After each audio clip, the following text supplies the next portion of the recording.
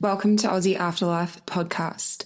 This episode, well, all the other episodes and anything I've possibly said ever contains explicit language. So not for younger listeners, unless you're an actual cool parent, or for those without a sense of humour. So remember to grab your headphones for the paranormal investigation episodes. And you also get to listen to my voice super close to your ear.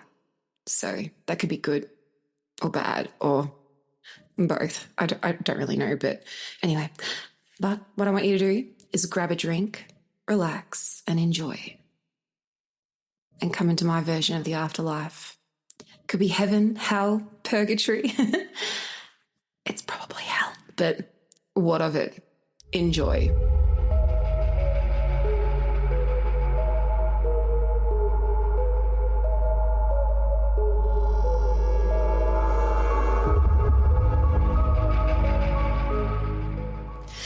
Well, welcome back to Aussie Afterlife. This is episode 63.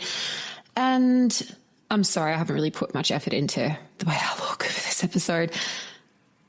Or if you're listening on Spotify, sorry, the way I sound, whatever. But yeah, I've been too busy eating popcorn and enjoying karma coming back around and around and around. And I just can't wait to see what's going to eventuate. I don't know. I just get these weird sensations in my body, like something's about to change in the paranormal field. I feel with this latest cleansing and clearing out and highlighting the complete bullshit that has happened from a particular paranormal podcast, or not even podcast, I don't even know what the hell, just fake, false bullshit, who, yes, I will admit I was once affiliated with. 18 months ago, I posted stuff on my podcast episodes to say that I know, well, I have no longer for at least 18 months, even remotely associated with this person or this business. So, yeah, it's part of the hard lessons I've had to learn about being in this industry. But I think it's a hard lessons you've got to learn being in any industry, that you're going to meet people who don't have the right intentions, that lead you down a path that ain't right for you, or that's incorrect, and I never want to say brainwashing because that sounds a little bit extreme, but there are a lot of people out there that are very charismatic and that are very, very good at getting you to do what they want you to do. And it doesn't matter how experienced you are or how smart you are or how anything. Some people can be very good at what they do, and they will identify maybe a particular vulnerability in you and pray. But me and a couple of my friends who also fell under sort of the similar same spell, we got out ages ago, so there's been no collaboration, as I said, for about at least 18 months, and that's gone. I did think about deleting some of the episodes that I had done, but at the same time, the amazing EVPs that I had captured during those investigations, it's not fair. I got those EVPs and those spirits communicated with me without that person present. I might have been at the venue, but this was all 100% me just being there and communicating. And I'm not going to silence anyone or remove voices that have chosen to speak to me or share things with me because of one person. That's fucking stupid. Everything I've ever built with Aussie Afterlife has been 100% me. I'm the sole creator, sole producer, sole editor, sole everything. I've had some amazing help along the way with, going to different locations and collaborating with amazing people. But the basis of Aussie Afterlife is Sam. It's me, Sam Giles. That's me. Psych nurse, mother of 2, mother of a dog, 3 lizards, a snake, 3 cats, neurodivergent person who always has just wanted the best and has tried her best to do the right thing. And I went into this with 100% honest intentions, and I got taken advantage of, but that's fine because I learned a fuckload about that, and it will never, ever be fucking happening again. So any of you guys that are new to the paranormal field, or even people that can be likely to get taken advantage of, just listen, it can happen. You ain't silly, you ain't dumb. In fact, actually, I don't mean to be rude, but you're not that special. I'm not Bad people out there will just take advantage and put fingers in pies where they shouldn't put fingers in pies. That's probably a very bad fucking analogy, but you get what I mean. It doesn't matter who you are, what, when. It does not discriminate. You can be the smartest person in the world, the most emotionally intelligent person in the world, and still get kind of fucked over. The most important thing is pick up the red flags and boost, which me and a few of my friends did 18 months ago before all this shit went down. And I've just been watching it in the background for 18 months. As I said, I don't really like to pick on anyone or, cause shit that's not really about me but this has been wild. Side-eye guy, thank you. I admire your balls, and I admire everything and the calling out that you did, because it's not just the victims about the spirit box stuff, which I'm so fucking angry about, because it's all the other people that she's burnt along the way. She's burnt so many bridges. There are so many other paranormal investigators, mediums that are fucking legit too, that have the right intentions, that have been burnt by this person, and probably bad mouth too, which has probably hindered their ability to be able to have businesses and all the rest of it. But the spirit box thing, using a device such as a spirit box, which I personally use all the fucking time, as a tool or a weapon to use against people to connect them to their fucking lost loved ones in such a foul, disgusting way, makes me sick. I love my spirit box, and I've had the most beautiful connections with my passed away family members.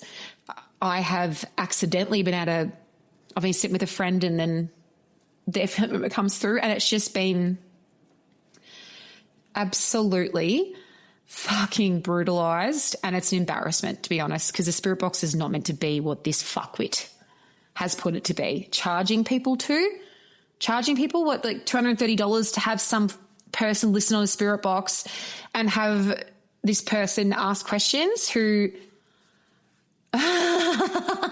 new mimic spirit. Anyway, I could see this coming from quite a few months away. So it has been difficult to sit back and know what's going to happen and know that this person's going to end up having this shit happen. But at the same time, it's like, this ain't my life. It's not my problem. It's not my circus, not my monkeys. Talk shit, get hit. And as I said in my little clips, I don't mean physically. You fuck with the spirit realm. You fuck with shit. You don't know what you're fucking with. You fuck with people with good intentions. You mess with the most vulnerable aspects of other people. Talk shit, get hit, as Ed would say. But anyway, there's a lot of underlying stuff in there. But yeah, anyway, Aussie Afterlife, we're still here. We're going strong. Sammy's going strong, all good. Let's get to episode 63. I'm not going to do any more of a monologue. That's enough of a bitch rant and rave. But head over to Side-Eye Guy and just keep your eyes peeled. I won't be mentioning the person or their business, but you'll know exactly what I'm talking about. And just know, screwed over. Many people screwed over a long time ago. So this person's been doing a lot of shit. But anyway, I'm very grateful, very lucky to still be here. And I love my podcast, and I'll continue to be doing what I'm doing in my honest way with my integrity. And I'm just happy that I stay true to myself and true to my brand and true to Aussie Afterlife, which is just helping voices get out there that want to be out there, not silencing people or pretending there are voices when there aren't. But anyway, this episode is Ghost Stories Part 2, or Folie, Deux. So here are more of my listener stories that they've kindly sent in to me. So thank you very much. And please, if you have any stories, send them in. I want to hear them. I want to talk to you. Just reach out to me. If you want to know how to go about it, that's cool. Whatever. But grab a drink, relax and enjoy. And also remember to grab the popcorn because I think there's going to be more to the other schmozzle, but what of it? Enjoy.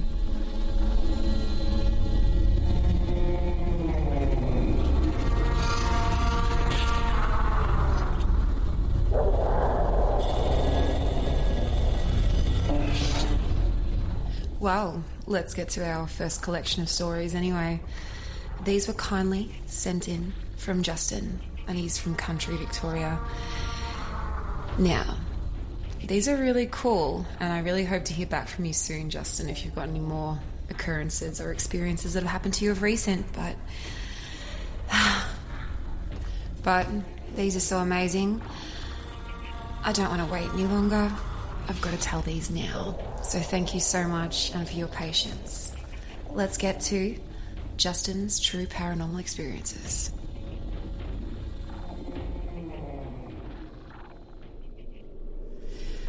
I'm from Shepparton in country Victoria, and I've been pretty in tune with the paranormal for a long time now. My first real interaction happened when I was a preteen. Me and a heap of mates were mucking around one day in one of my friend's sheds with a Ouija board, and we ended up getting ourselves into a bit of trouble with it. Anyway, a couple of years later, another mate of mine was playing around with a different Ouija board, and look, whatever was there and what he found would not let him go. He apparently freaked out and ran all the way to the other end of town without stopping. Later that night, he got dragged under his bed and was bashed black and blue. I don't know what did it, but he was badly beaten, almost to the point of broken bones. It's still a mystery to this day, and he says it was due to some nasty spirit. But let's go to the first haunted house that I've ever lived in. I was 16.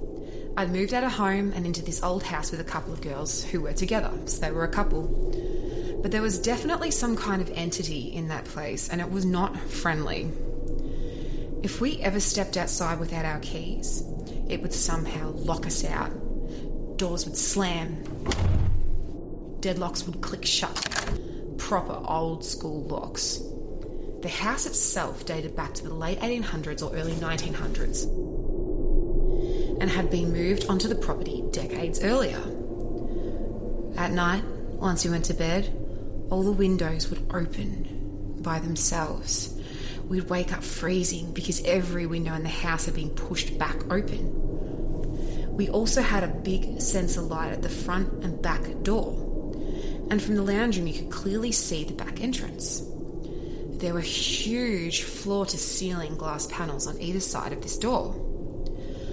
Whatever was in that house used to rattle the doors and the walls from the inside so violently.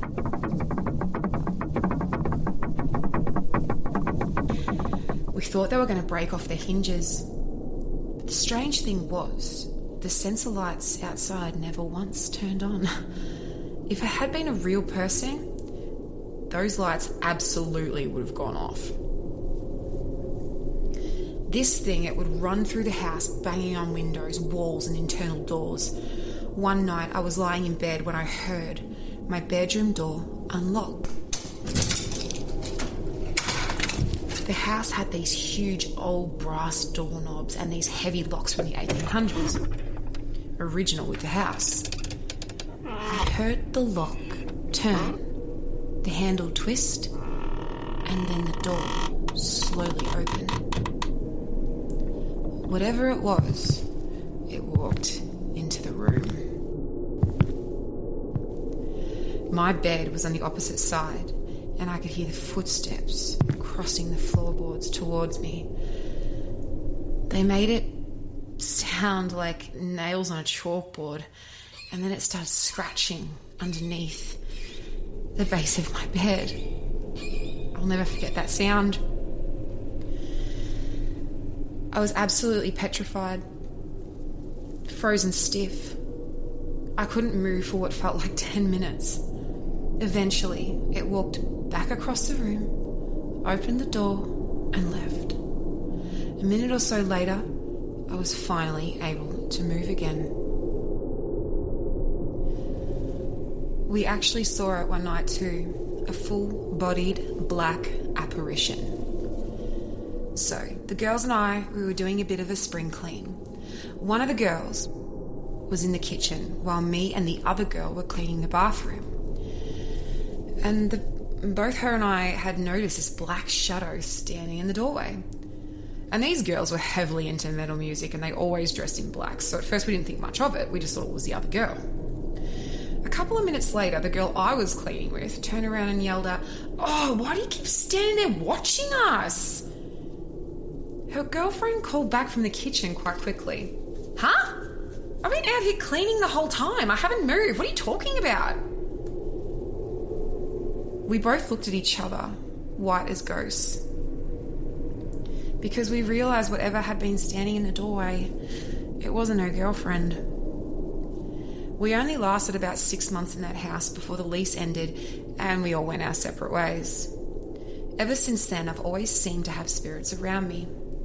These days, I'm married with 3 adult kids, 2 have moved out, and I still have what I'd call resident spirits around the house. They're peaceful though. A few years back, my wife and I had separated for a while, and at the same time my mum became really sick. So I decided to move in with her and look after her while I was working shift work. While I was there, I used to see this spirit sitting on top of the cupboards, just watching me. It never caused any problems and I'd actually talk to it sometimes. "All right, mate, I can see you. I'm going to bed now, so don't make too much noise." But one morning, I had a late start for work. I was asleep, peacefully asleep, when this spirit started poking me with a walking stick, trying to wake me up. He looked like a skeleton, dressed head to toe, top to tail, wearing this huge old-fashioned hat like Abraham Lincoln. He was so old-fashioned. He even had the facial hair. He kept yelling, "Wake up! You're going to be late for work!" By that stage, paranormal stuff was so normal to me that I literally just rolled over and told him to bugger off because I had a late start. Later on, I reflected and probably thought that was a bit rude, so I decided to explain to him that I actually wasn't late and that my shift had actually started later in the day.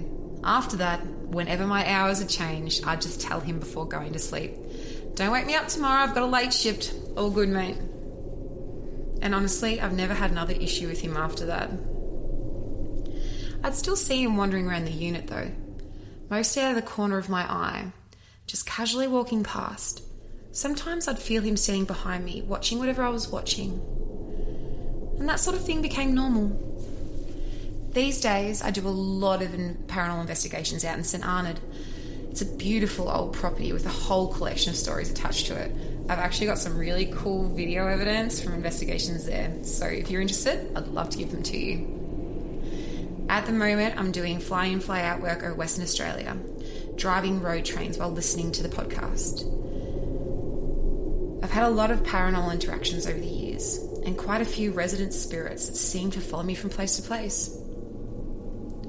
That spirit that used to wake me up with a walking stick even followed me to another unit after my mother passed away. Thanks heaps, Sam. I'm really enjoying your podcast. Killer work, mate. Thank you, Justin, for those amazing stories. And again, I really apologise for them taking a little while to appear on my podcast. I really appreciate the time that you spent sending them to me too. And I really hope you continue to listen and give me some feedback, you know, how you like the rest of the episodes. But yeah, the little spirit with the walking frame, I feel like I need one of those. Like, I literally, like, recent, yeah, my lateness and not arriving anywhere on time has gotten worse. So I think if I had someone poking me in the back with a walking stick, just, I don't know, just anything really, just make me get out of bed. Like, the spirit could fart on my face for all I give a shit. But no, whatever would actually help me get up and out of bed.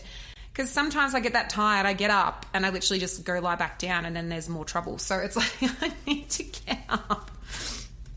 As we all know, I've got ADHD, neurodivergent. I know that's not 100% a fucking excuse, all right? I'm not trying to be like, oh, there's no fix. I've tried everything, right? I've finally got a good pattern with sleep. So good that when I wake up in the morning, it's an absolute bitch. Like, it's like... Whereas historically, I'm like, oh, I didn't really sleep anyway. Might as well just get up. Now it's like, are you serious? Like, you're waking Sleeping Beauty from her fucking slumber. Like, are you fucking Like, it's not even Princess and the Pea. It could be like, I could have like a boulder underneath my mattress. Nah, I just wake up and then complain about my back for the next 6 days. But anyway. Spirits, if you have a walking stick, please feel free to intervene and wake me up. They probably won't, because it's probably very entertaining to watch me scramble and get to work. Still almost on time and getting ready in record time. Anyway, here's the next group of stories. Number 2. And this is from Anonymous.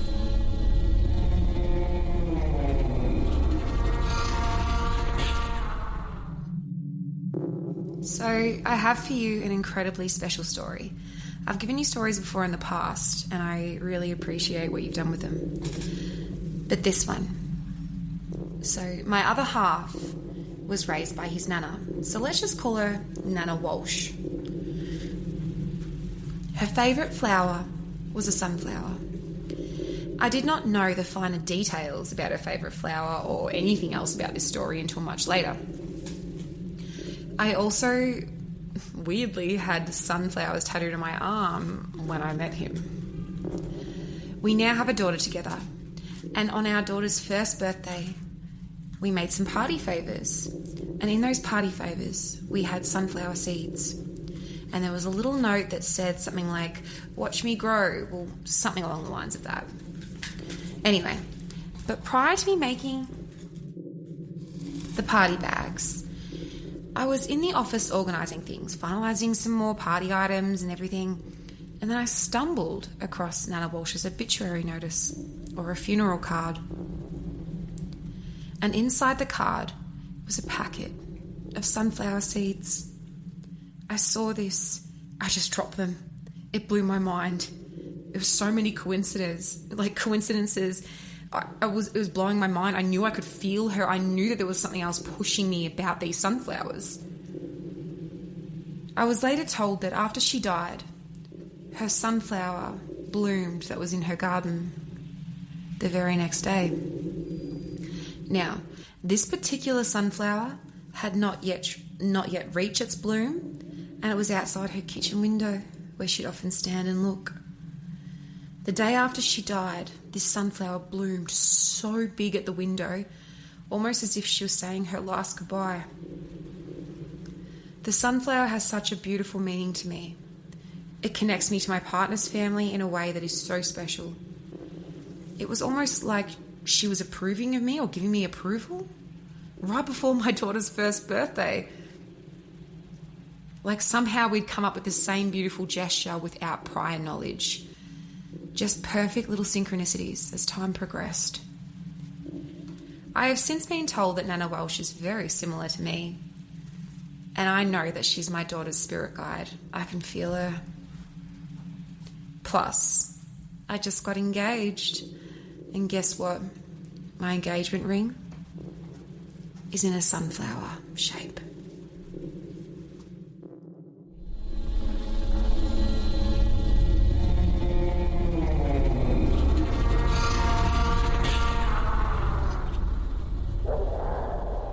Well, thank you, Anonymous, for that beautiful story. And nothing warms my heart more than messages and connections from people that have passed on. They're my favourite. And if you've been listening to Aussie Afterlife for a while, you'll be able to see that. Thank you so much. I look forward to hearing more of yours because I know you've got plenty more. Let's get on to our final story of the night. I hope you guys like this, and this is also by Anonymous, a different Anonymous, but yeah, let's get to it.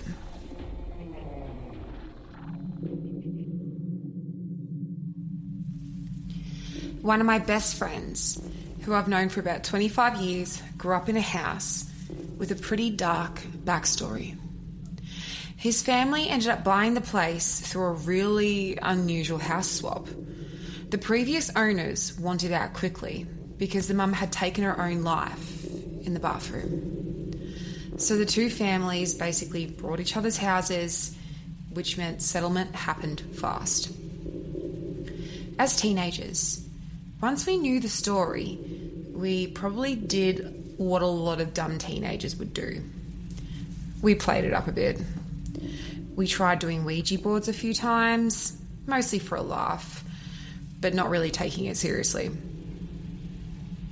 The house itself was this huge 1980s double-story brick place with a balcony on the second level.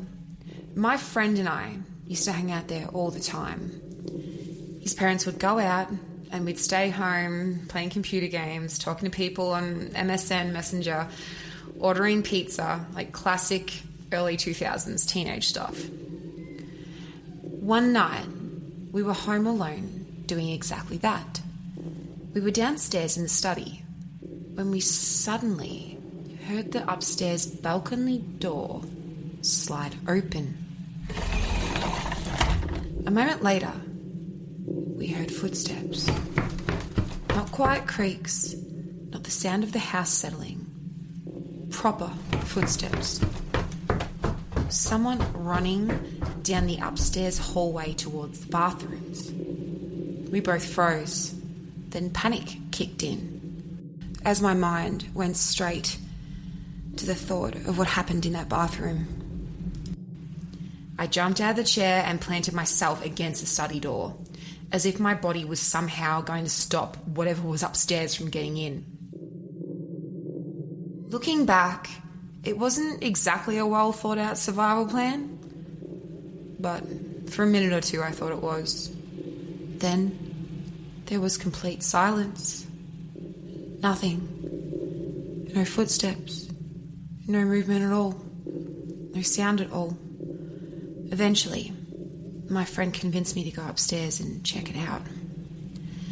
I crept out of the study and slowly made my way up the stairs. When I reached the top, the balcony sliding door was wide open, and the curtains were drifting in the breeze. We checked every bedroom, one by one. There was no one there. The weirdest part was you couldn't access that balcony from the outside unless you had a really tall ladder.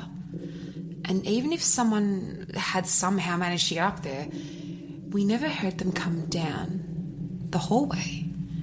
Like, where would they have gone? We never heard the door close. We never heard anyone leave. All we heard was that sliding door open and footsteps running towards the bedrooms. And then, nothing. To this day, we still have no idea what happened or what we heard.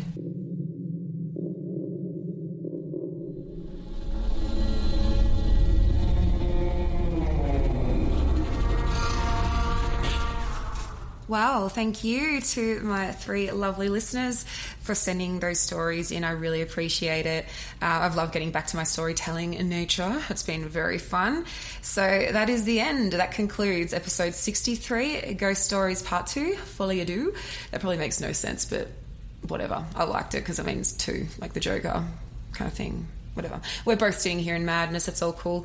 But yeah, I've got quite a few different awesome other projects going on. Bear with me, I've got so much content to go through. And yeah, everyone keep your head out of the bullshit and just look after yourself spiritually and yeah, in every other way. But massive thank you. Please, if you want to follow me on Instagram or any other social media platform, at Aussie Afterlife. If you've got your own story or would like to discuss with me about coming onto my podcast or sending in a story, please email me at aussieafterlife@outlook.com or even hit me up via Instagram. I'm very responsive. I'm happy to have a chat about anyone and anything. It doesn't matter how big the story is or how long. I don't care. Just anything that's happened to you that's your true experience that you cannot explain. I want to hear it. But yeah, thank you guys. I hope you have a safe week, and I'll be back really soon.